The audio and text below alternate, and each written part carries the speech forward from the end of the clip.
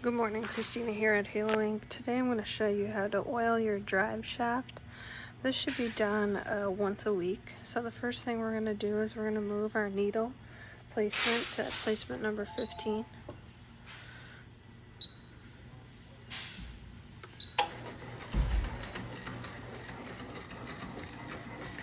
From here we're looking for, there's a little dot in there, you should be able to see it here on the manual.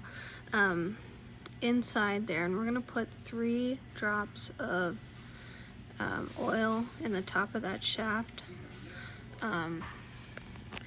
So how you're going to get to that, you move it over to 15, and then you place your oil in there, and you're going to drop in 3 little dots. It's very hard to see, but it should look something like this. Thank you.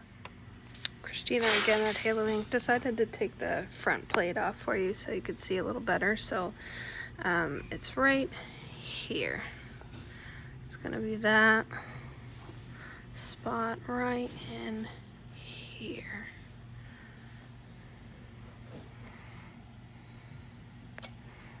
So right there. Thank you.